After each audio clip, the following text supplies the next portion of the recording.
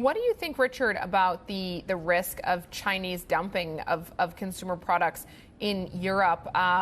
This is clearly an area of concern. Where are all these Chinese goods going to go that were once destined for the U.S. if they're now looking at more than 100% tariffs? Surely there's consideration, reconsideration about sending those to the United States. Is Europe going to end up being a dumping ground? And if so, what's that mean for pricing?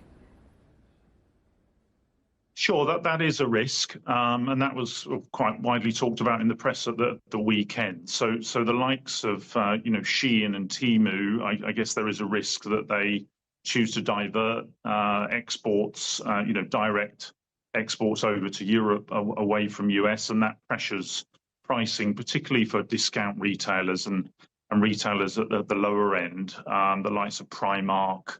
In our coverage, B&M are often talked about in that conversation. I think, though, I would balance that by saying that you remember that those Chinese e-tailers are facing cost rises in their own right, particularly with the removal of the change to the de minimis rules. That's going to potential or should cause them to have to now pay import duty on exports into the US. So that may mean that they have to raise prices globally. There's also likely to be, I think, a significant reduction, or has been already, in shipping rates, which is an important cost line for retailers. It can be 4% of cost of goods sold. For soft lines retailers, at least double that on the hard line side. Shipping rates have come down.